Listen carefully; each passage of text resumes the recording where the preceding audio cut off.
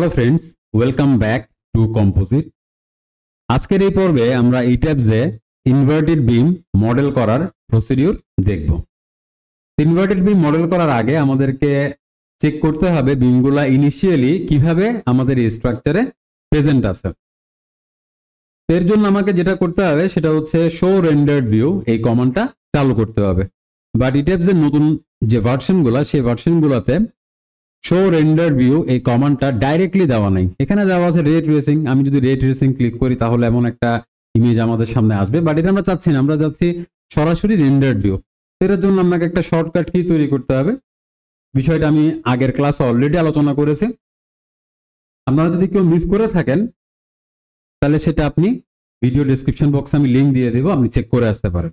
আচ্ছা, তো আমার এই কেসে আমি ব্যবহার করছি control F4। Show rendered view এটা শর্টকাট কি হিসেবে আমি কন্ট্রোল F4 প্রেস করলাম। তাহলে দেখেন এখানে রেন্ডার্ড ভিউটা চলে আসছে। এখন চাইলে এটাকে আমি রোটেট করে দেখতে পারি, হ্যাঁ, কিভাবে আছে। তো ধরেন এই সাইডের এই যে বিমগুলা যেহেতু বাইরের দিকে হয়তো আর্কিটেকচারাল বিউটিটা নষ্ট করতে পারে, আমি যেটা করব সেটা হচ্ছে এখানে এই বিমগুলোকে ইনভার্টেড করে দিব। ওকে, এটার জন্য আমি যা করব অল স্টোরিজ এর আন্ডারে গিয়ে আমি এখান থেকে এই বিম এবং এখান থেকে এই বিম এটাকেও আমি করে দিতে পারি ইনভার্টেড, এটাকেও করতে পারি। ওকে, এখন আমি যদি একটু এভাবে শিফট দিয়ে ঘুরাই দেখাই, ওকে, আমি এই সাইডে সবগুলো বিমকেই সিলেক্ট করেছি, রাইট। এবার আমি চলে যাচ্ছি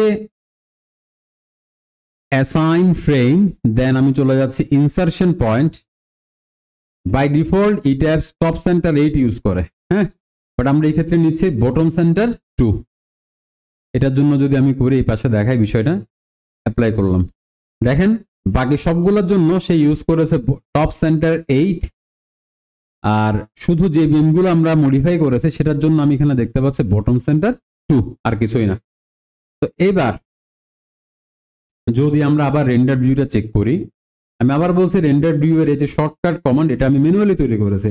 আপনাকে যে কন্ট্রোল F4 দিতে হবে এমনটা না, আপনি যে কোনো কি দিতে পারেন, সেটা জাস্ট ইউনিক হলেই চলবে, রাইট। আচ্ছা, আমি এখন আবার কন্ট্রোল F4 প্রেস করলাম।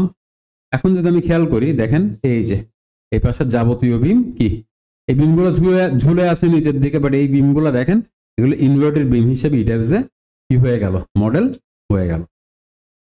তো আমি আশা করতে পারি যে টিউটোরিয়ালটা আপনার পছন্দ হয়েছে। যদি পছন্দ হয়ে থাকে তাহলে অবশ্যই আমাদের চ্যানেলটা সাবস্ক্রাইব করবেন, ভিডিওতে একটা লাইক দিবেন এবং আমাদের চ্যানেলের লিংক বন্ধুদের সাথে শেয়ার করবেন। ভালো থাকবেন, ধন্যবাদ।